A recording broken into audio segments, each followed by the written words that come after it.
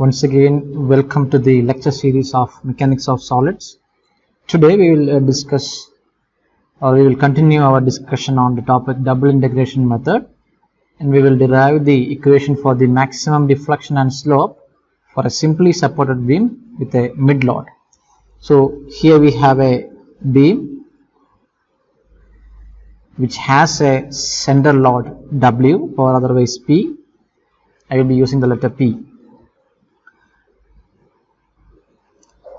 Simply by looking at the beam, we can easily draw the elastic curve. This is how the beam is going to deflect. That means here we can expect a maximum value of deflection, and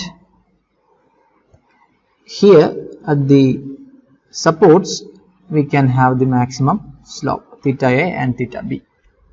So let us name these points as A, B and center point as C. So we have a maximum deflection at the center and maximum slope at the ends.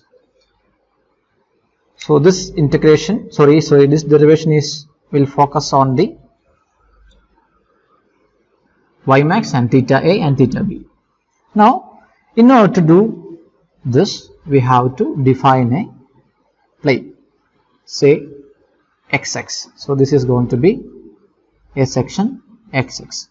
You are free to define a section between the point AC or even between CB. So the equation is going to change, but the final answer will remain same. So say this length is going to be X, and we know that this reaction is RA and this reaction is RB. So I will rewrite it as RA and RB. So the value of RA and RB is same, and which is equal to W by 2. Load is acting in the center and the support takes or shares the load equally. Now if you define or if you rewrite the equation for the maximum deflection at the location X, not the maximum deflection, the moment at the location X, it is going to be RA into X, which is equal to W by 2 into X. You can even write the equation for the moment at X using the forces on your right hand side.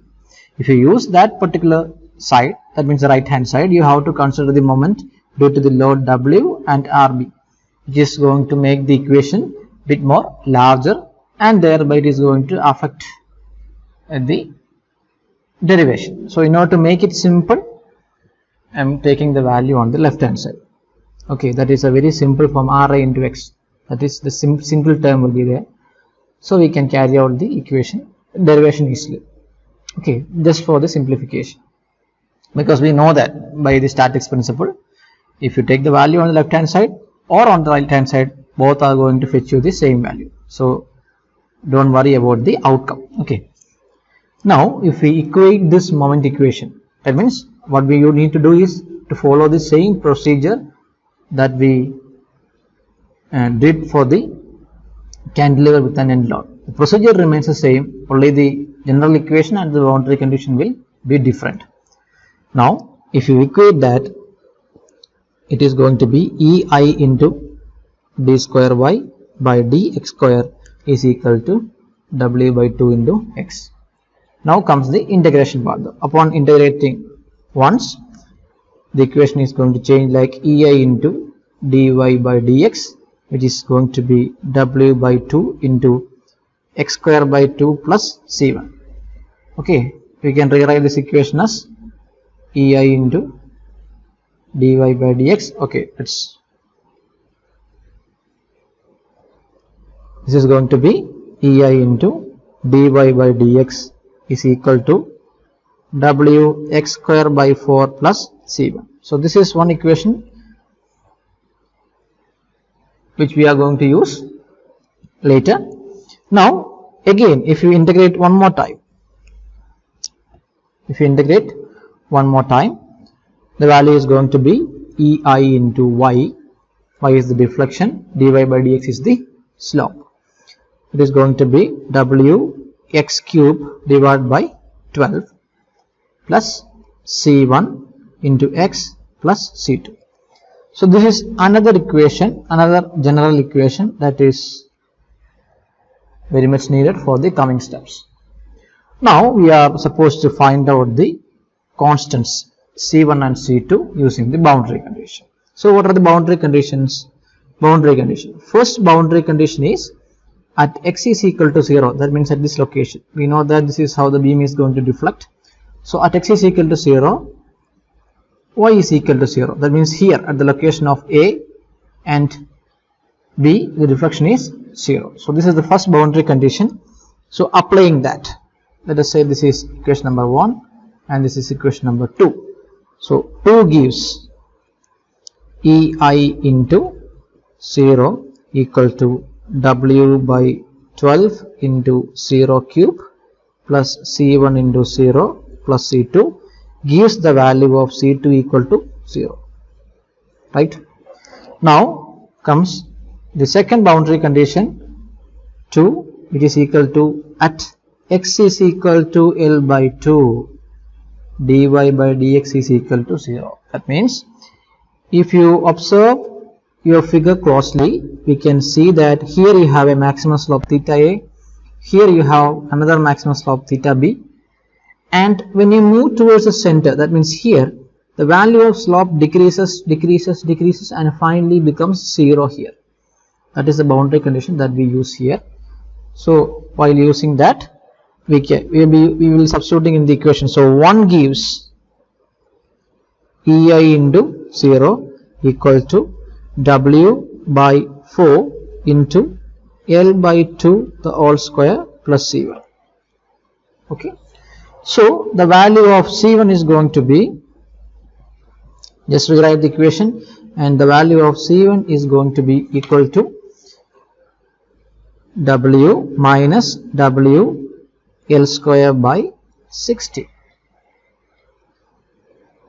Sorry, WL square divided by 4, yeah, 2 square 4 into 60. So this is the value we are going to get for C1.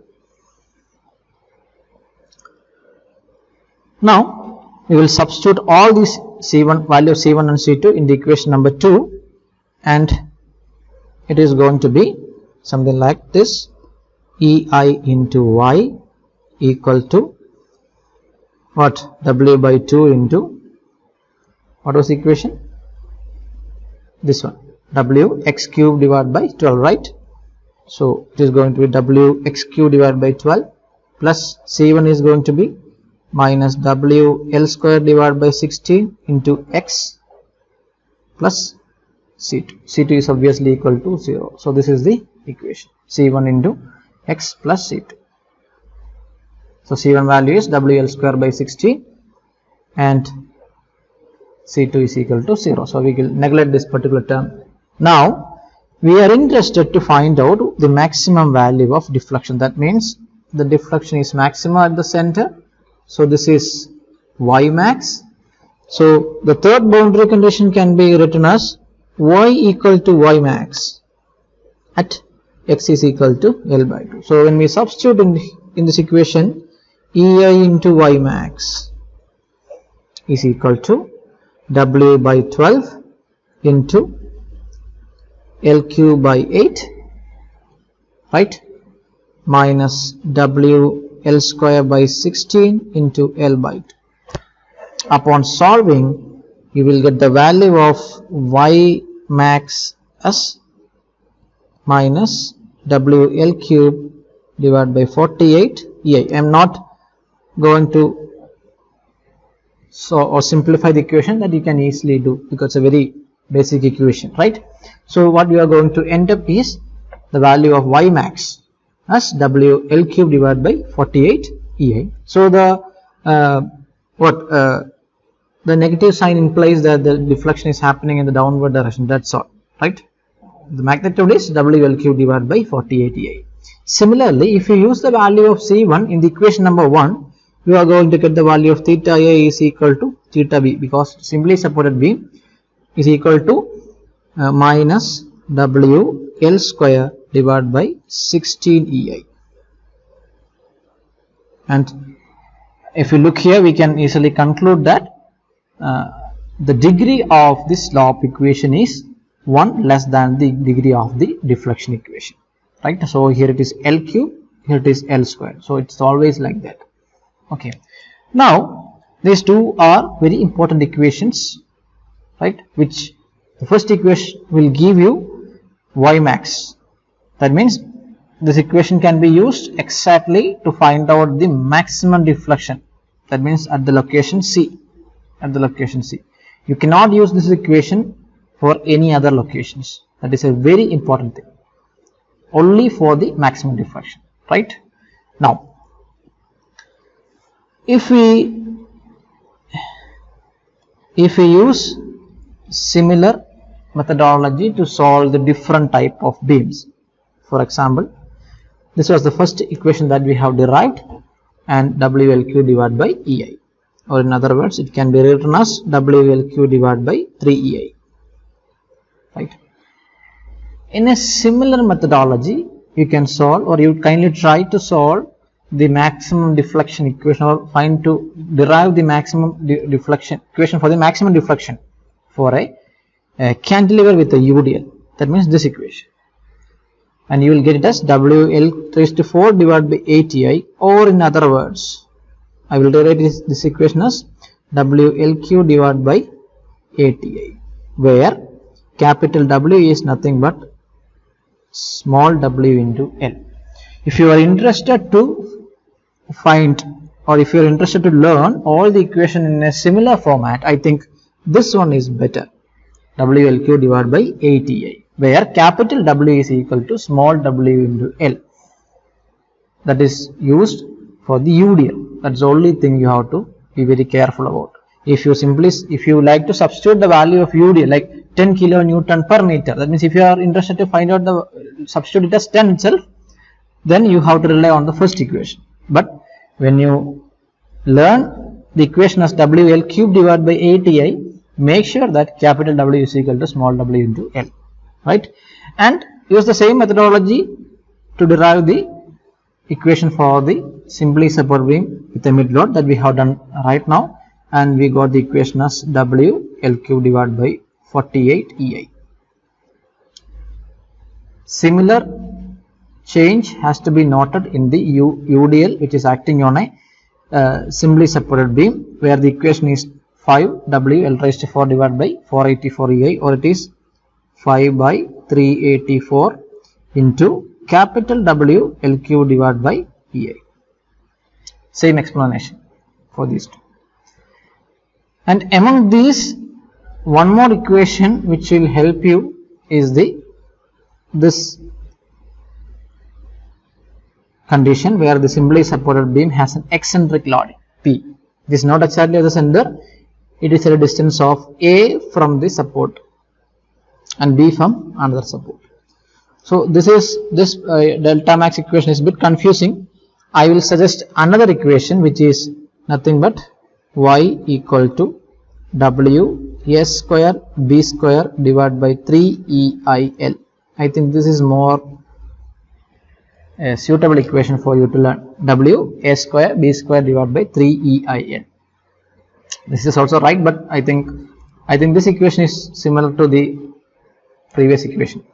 Similarity is there, some similarity, so you will find it more easy to remember it. Okay, so these are the equations, and all the other type of loadings can be, or equations can be derived for the other type of loading can be derived using the double integration method, but it's a bit laborious. And I think as an engineer, as a mechanical engineer, you should know these 5 equations for sure. It's very important. Don't forget these 5 equations, and these 5 equations are used to find out the maximum value, and you can be used only for a particular location. So if you are asked to find out at some different points, you have to derive an equation. That is the limitation of double integration method. To overcome this particular limitation, different methods have been introduced, and among that one is Macaulay's method, which we will discuss in the coming session. Okay, for the time being, you kindly try the equations for the simply supported beam with a UDL and a cantilever with a UDL using the same boundary condition and same methodology, and arrive at these equations. Okay, that's all for now. So in the next session I will be discussing about the Macaulay's method. So stay tuned. Bye.